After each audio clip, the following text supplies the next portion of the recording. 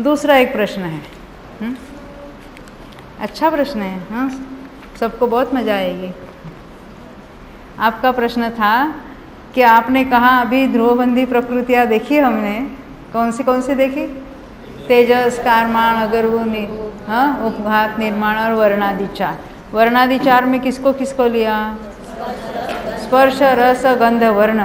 तो आपका प्रश्न है ये वर्णादि चार ये ध्रुवबंधी है।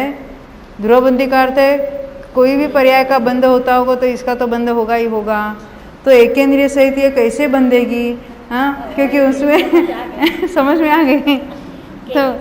तो प्रश्न ऐसा है कि उनके तो स्पर्श इंद्रिय नहीं, रस इंद्रिय नहीं, तो वो कैसे बंधेगी?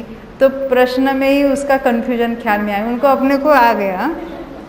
प्रश्न केवल पूछने से उनको ख्याल में आ गया। देखो ये जो वर्ण यानी स्पर्श, रस, गंध, वर्ण, ये जो नाम कर्म की प्रकृतियां हैं वो क्या कार्य करती है? शरीर का वर्ण, शरीर का रस, शरीर का गंध, शरीर का स्पर्श, इसके बारे में उसका कार्य है। जैसे एकेंद्रियों के जो शरीर है कि नहीं, पहले नक्की करते हैं। हाँ, एकेंद्रियों के शरीर है तो उनके एकेंद्रियों के तो कितने वर्ण पाए जाते हैं, कितने वनस्पति देखो, कोई लाल है, पीली है, नीली, गुलाबी, कितने हैं वर्ण उसमें। तो वे वर्ण का नाम कर्म के कारण वे अनेक अलग अलग वर्ण वाली होती हैं। क्यों? वनस्पतियों के वर्ण देखने के लिए जाते हैं ना, या अमेरिकन वाले फॉल के सीजन में जाते हैं, क्या होता है? फ्लावर क्या, पत्ते भी सारे कलर वाले हो जाते हैं। अमेरिका में 2 फॉल होते हैं, एक फॉल सीजन होता है और एक है नायगारा का फॉल। दोनों ही एकेंद्रियों के ही फॉल है। फॉल है ना, पतन होता है। क्यों? हम फॉल किसको कहते हैं? गिरने को। एक तो वो पानी गिरता है उसको देखते हैं, और दूसरा इतनी कड़ाके की ठंडी हो जाती है कि वनस्पतियों के पत्तों के कलर कोई गुलाबी, कोई यानी हरे रंग के तो रहते नहीं, अन्य अन्य कलर वाले, हाँ, येलो होते हैं, गुलाबी होते हैं और क्या क्या होते हैं।